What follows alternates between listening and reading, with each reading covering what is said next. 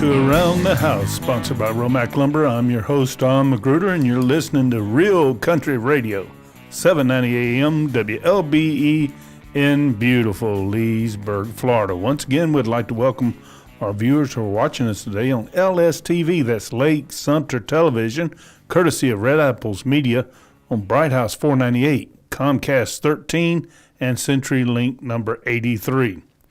Well, we're staying in the yard, and Chuck Hackenberger of Turfmasters Pest Control of Leesburg is joining us, and he's going to give us some tips on how we can get our lawn looking good after this harsh winter.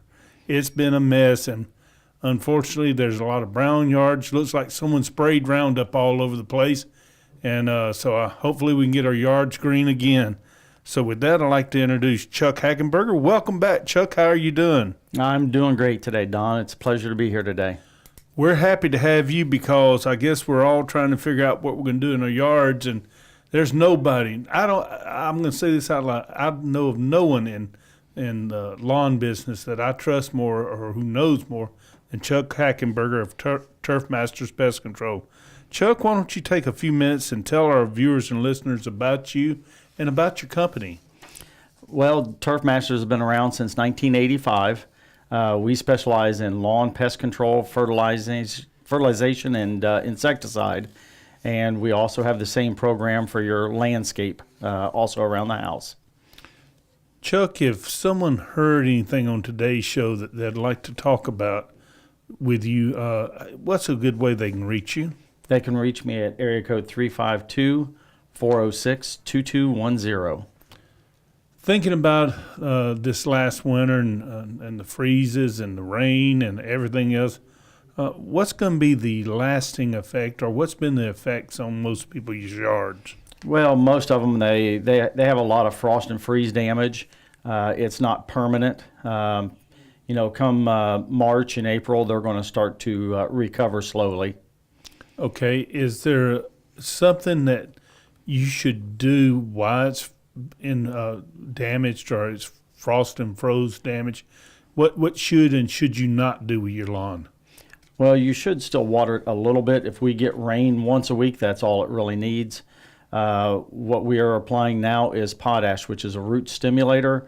The top part of your grass is not growing, obviously, but you want to keep the roots good and healthy, so come March and April, you got a good root stand, and that helps the grass recover a lot faster. Now, thinking about the various grasses, well, first off, what are the various grasses used here in residential applications here in Lake County? You have St. Augustine, you have zoysia, you do have some Bermuda, and Bahia lawns. Those are the four. Thinking about those four grasses, which grass seem to fare the best in these cold temperatures?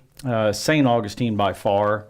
I see St. Augustine lawns out there that are still pretty green. Your Bermuda, Bahia, and your zoysia they're pretty brown right now. Okay. When you think about grass and people's lawns, what's the biggest problems this time of year? Well, a lot of people are they just have a way of wanting to have their lawn to be green. When it's brown now, there's really nothing you can do.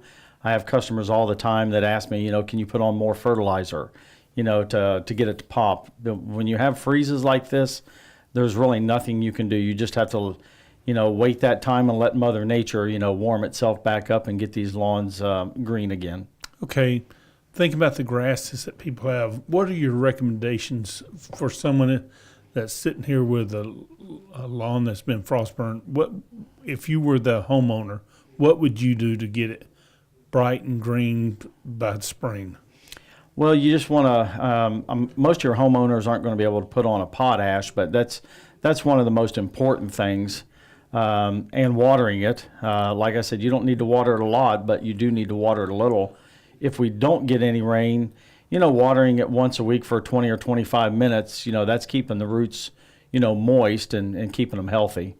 Now, Chuck, I've heard people say that after 3 cuttings, the dead should be gone, but do you recommend cutting the grass a little shorter when it's dead on top of it, or just keep it the same length and just eventually cut the dead out? Just whenever it starts to recover is when you want to start to mow your lawn again. Mowing a lawn right now is not going to do anything really at all. The lawns are dormant. The best thing to do is just let that grass, kind of sleep per se. And then, in March, if it starts to grow a little bit, then you can do your first cuttings. Now, Chuck, one thing I've noticed is sort of like a nuclear war and a cockroach.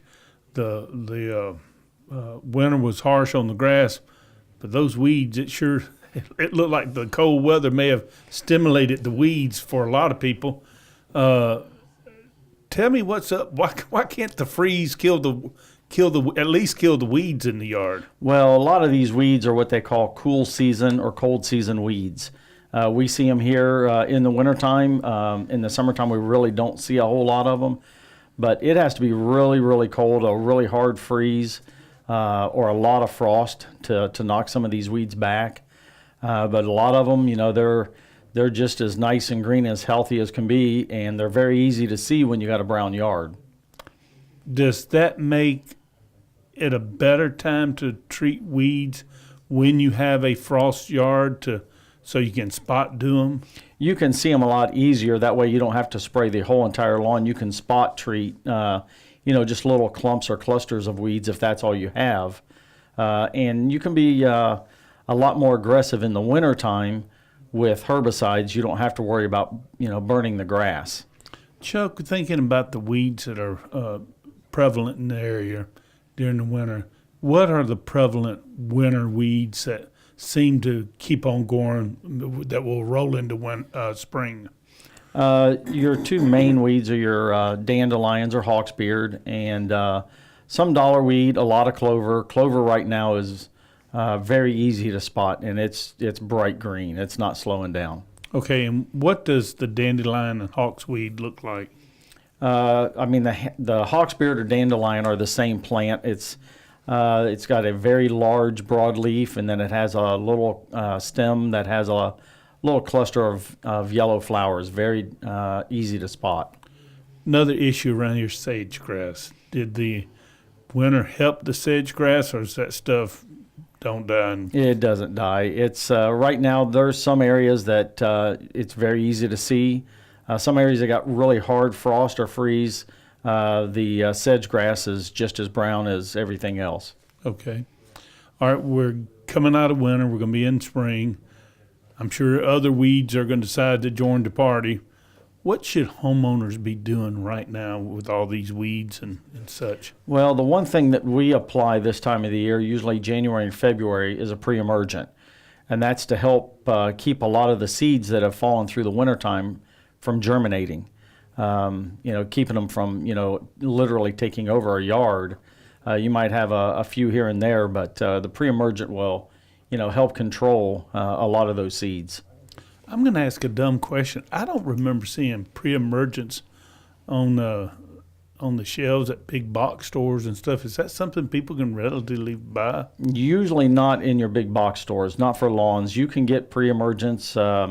They sell chemicals like preen that you can put in your flower beds to help control weeds. But when you're trying to cover a whole yard, usually a granular pre-em put out or a liquid pre-em are really the only two ways to do it. And both of those are going to be commercial products. But the purpose of that substance is to kill the seeds and stuff that maybe have fallen throughout the winter and it's just laying dormant. Right, and it doesn't really kill them. It just puts a coating over them to where they cannot germinate. Oh, really? Yes. I didn't know how that works. Mm-hmm. As we get ready to go further into spring, weather's going to warm up. What weed problems are you seeing on the horizon? Dollarweed is going to be probably one of your big weeds. Spurge is another one. Your clover, until we get into the hotter months, those are going to be your main weeds that you're going to see. This segment of Around the House is sponsored by the Romac Lumber Design Center. Are you planning an addition, remodel, or new home this spring? If so, contact the good folks at the Romac Lumber Design Center who can assist you in your next set of construction plans. They'll make sure they meet Florida's tough hurricane codes, plus they'll be drawn set the way you want them. For more information, give them a call at 352-787-4545 or see them at their office at 700 East Main Street for a free consultation. You're listening to Real Country Radio, AM 790 WLBE in Leesburg. Our special guest today is Chuck Hackenberger. He's the owner of Turfmasters Pest Control right here in Leesburg. And we're talking about your lawn, especially the effects the harsh winters had on it. And we're trying to get you some good tips to get that lawn bright and shiny after the first of the year. Chuck, let's sort of talk a minute about after the winter, we're in the spring, what are you going to do or what should people do to treat their lawns for weeds? What do you recommend? Well, there's not a whole lot of over-the-counter products out there that really work in Florida. Yep. We use a systemic weed killer, which is applied to the turf and is dropped down into the soil, which is then uptaken by the plants, and then it kills them. It's not a contact. But that's something that, we'll put it out pretty heavy throughout February and March to try to get a good grip on a lot of these weeds before they really get a chance to start. I guess with you mentioning that, you see a lot of products on the shelves in the big box stores, and you see companies like Turfmasters. And the question is, why should I hire an expert like Chuck Hackenberger from Turfmasters Pest Control when I can go to the other place, a big box store, and buy a bag or a bottle of this stuff and get the same results? Well, a lot of your insecticides and your weed control products that you get in your big box stores, if you look on the label, which all chemicals have to have a label by law, it'll show the percentage of active ingredient. And so many of them are only maybe at the highest point, maybe 1% to 2%. Some of them are 0.1%. But they're charging you a lot of money for those to be added to the fertilizer. The products that we use are anywhere from 25 to 40% active ingredient. So there's quite a bit of difference, and it's a commercial product. But the stuff you buy over the counter, fertilizer is one thing, but weed control and insecticide, it's just such a small percentage. It's not even worth buying. So essentially, a bag of or a bottle of weed killer will have 2%. So if it's a 16-ounce bottle, you're talking about less than an ounce. Exactly. And if you're talking about a 40-pound bag, you're talking about less than a pound. That's right. That's exactly right. So a pound of active ingredients in 40 pounds. So I guess the rest of the bag stuff is dirt? Well, it's got a lot of filler. It will be fertilizer, but a lot of them do have fillers, sand fillers. Thinking about, there's granule fertilizer and there's spray fertilizers, granule weed and feeds, and spray weed killers. What's the best? Well, there's pros and cons either way. When it comes to just fertilizer, they're both good. You have pros and cons either way. The big difference is in the weed killer or the insecticide. That's where you get the difference. If you went out and bought a bag of weed and feed, the fertilizer part of it might green the grass up okay, but 2 or 3 weeks later you're going to see the weeds there and really haven't had any effect whatsoever on the weed. I understand you don't work on contracts. You work differently. Why don't you do contracts as you treat people's homes? Because I know you have a huge client list. Yes, we don't believe in contracts in the state of Florida. A lot of the big corporate companies, they'll make them sign a contract, and maybe 3 or 4 months later they're not happy with it, or they're moving to a different location. And sometimes they, have a hard time getting their money back if they've paid up front. But in the state of Florida, by law, if you're not happy with your service, you can legally cancel a contract. We don't do contracts at all. There's so many people that move into this area. They're here for 6 months and they move out, or they have an illness and they move back north to family or friends. So we don't even bother with contracts. A lot of times the dead patch in the yard may be irrigation. When you're checking the yard out or spraying for it, Do you ever look at the irrigation? Oh, by all means. That's one thing that we always tell our customers is, if you have a brown spot in the yard and it's irrigation related, call us. We come out at no charge. We can go through your irrigation and see if it's something that can be adjusted. We do not work on irrigation, but most of the times it's something that can just be adjusted and it doesn't cost them anything. Isn't a lot of the root cause to many of the weeds here in Lake and Sumter County too much watering? Most of the time it depends on, the soil, how much they are watering. If you have a lakefront home or a property that is very low, you don't have to water it that much, but sometimes, you'll have someone that thinks the more water you put on it, the better it's going to look, and sometimes that can backfire on you and end up causing you more problems. I'm told, and I don't know if you agree with this, that a lot of weeds in yards are created by hitchhikers, people who will, commercial mower groups who will come by and cut multiple lawns. They'll cut a lawn with a bunch of weeds in it, and those weed seeds and stuff will hitchhike. And if you don't wash that mower off, which most of them don't, and they cut your grass, they're slinging that stuff, or maybe they're being thrown from a neighbor's yard. Is there any truth to that? Oh, by all means. This year, I think probably most of the sedge grass problems have been brought in, from mowing yards that had a lot of sedge and brought into another yard that, before didn't have any. Well, and it's got it now. But yes, mowers, the wind can blow them in.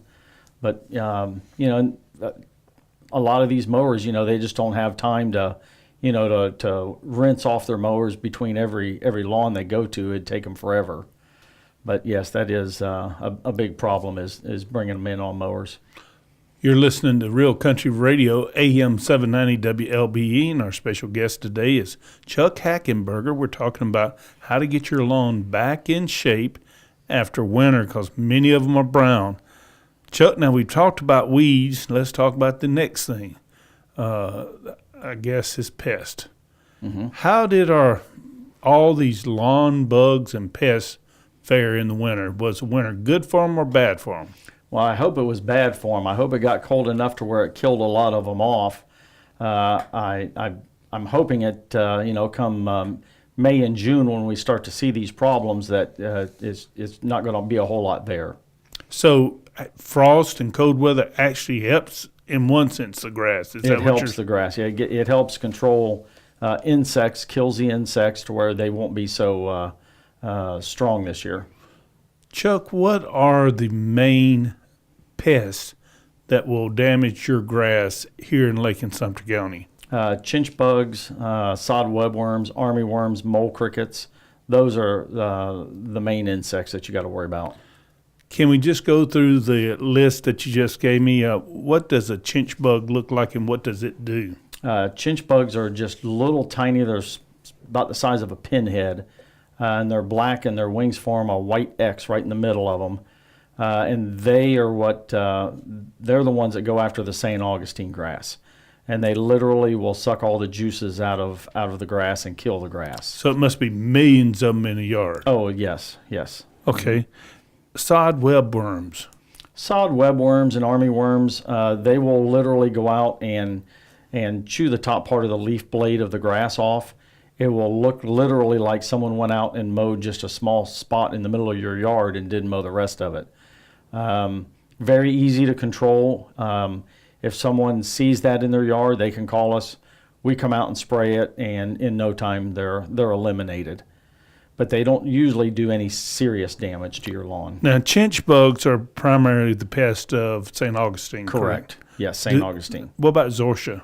Zoysia, you have to worry about mole crickets. Mole crickets. Now, what's a mole cricket? Mole cricket is a little bit longer than an average cricket. They're a tan color. The head of them looks just like a mole, and they will get into Bermuda grass, Bahia grass, and zoysia grass. Now, which one has the moths? If you're cutting your grass and you see white moths fly up, that's sod webworms. Okay. And the sod webworms, what will happen is the moths will come in and lay the eggs. The moths themselves do no damage to your turf. Okay. They'll lay the eggs, and then they will hatch, and the caterpillars will eat the grass. Even though you see lots of moths in the yard, that doesn't mean that you're going to have any damage. Is it me, or are we seeing a larger number of ants and fire ants these days? Yeah, I'm hoping this cold weather really knocks them back. The thing about ants in yards, we use an insecticide that works really well with ants. But ants are almost like mosquitoes. It's just almost impossible to get rid of them in Florida. Oh, really? Mm-hmm. But the cold weather knocks those guys It back helps. too? Yep. Okay. Yep. Thinking about the pest and what's the hardest pest grass combination that you deal with? Probably, I would say probably the chinch bugs in the St. Augustine grass. Okay. That's the worst. Now tell me what brown patch fungus is. Brown patch fungus is a type of fungus that's in the soil, and it usually attacks St. Augustine, zoysia grass, the worst. And it will literally come on overnight. You'll see a big brown area, and all around the outside edge of it is bright yellow. Really? That's when you know it's active. It's a type of fungus that next year you will get it in the same spot. You don't know when, but it will appear year after year after year, and there's really nothing out there that's going to get rid of it permanently. So even if I guess if you dug the grass up. No, I've had customers that have gone in and put in new lawns and taken soil out and replaced it, and the very next year they have it in the exact same spot. Now, can I ask you a dumb question? Do people confuse brown patch fungus with underwatering? All the time. Because to me, that just seems like a no-brainer, because it looks, if you see a brown patch that looks dead in your yard, you would think that, hey, you're not getting enough water there. Right. Usually the big giveaway is the bright yellow grass all the way around the outside. I do have customers that will tell me that, they've watered it every day and this brown spot is still there. And when I get out there, I explain it to them, that putting water on brown patch fungus is like throwing gasoline on a fire. Oh, really? It just makes it spread really fast throughout your yard. So overwatering is a Big no-no. gasoline to brown patch fungus. Yes. Mm-hmm. Now you do bushes around the yard. You fertilize and treat bushes. Right. What are some of the pests that you're seeing on bushes that are particularly hard? White flies and aphids are probably the worst. This year they weren't too bad, and after this freeze, I'm hoping we don't hardly have any next summer. Okay, so and how do you get rid of those type of pests? We use different types of insecticides, whether it's a contact insecticide or a systemic that's taken up through the plant itself. All right, so we've talked about weeds, we've talked about pests. Now we got to talk about fertilizing. Mm-hmm. People's got a brown yard, Right. frost burnt. Yep. When do you recommend fertilizing, and what do you think's a good fertilizer for the St. Augustine, the zoysia, and the Bermuda type grasses? Well, come March and April, a higher nitrogen, one that has potash in it also, but a higher nitrogen, that'll give it that first kick, in the springtime and really get it going to where, it starts to flush out the brown. After the lawn gets mowed a couple of times, you're really going to see the difference. Okay. When you talk about a higher nitrogen, there's multiple numbers to describe it. Do you know the multiple numbers? The first number is the nitrogen. So that's the number you want to look at. Right. The last number is the potash. So you're saying a number of fertilizer? 24011. 24011 is a good one. That's a granular. Okay. That a homeowner would be able to put out. And how often should someone fertilize? Probably about every 2 to 3 months with a granular fertilizer. If it's a slow release, the key is when you're putting down an insecticide with it. Most of these insecticides that you get over the counter, they're going to be very weak, but they just don't last very long. So you might have to go out and apply insecticide multiple times in between applying fertilizer. And Chuck, what type of fertilizer do you recommend for shrubs? There's like an 8-4-10 or an 8-10-10 is a good shrub fertilizer. And do you recommend that for palm trees also? They do have an 8-10-10 palm fertilizer, which if you got that, it covers really all plants, not just your palms. You can put that on everything. Now, there's one thing about fertilizers that's changing. Lake County's changing their rules on fertilizer. And just doesn't apply to you, it applies to everybody, doesn't it? Yes. What's going to be the biggest change, Chuck? Well, it's not putting out the nitrogen in the summertime. We're going to have to put in different products, to take up that nitrogen spot. But yeah, that goes in effect June 1st. Now, are there certain no-nos for certain grass that you should not use a fertilizer on?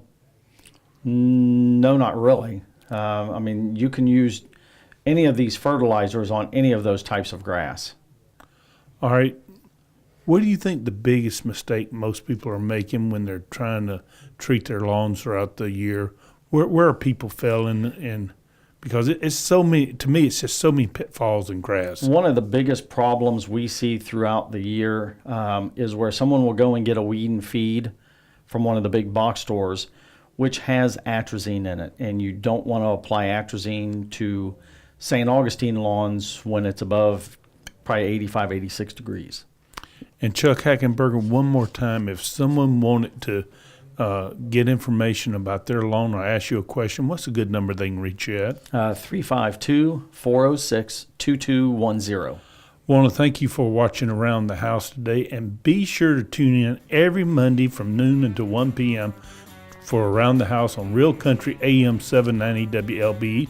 Also catch Around the House on the air nightly on LSTV, and be sure to read Around the House, the column in the Daily Commercials on Saturday and the South Lake Press on Wednesday. Until next time, we will see you around the house.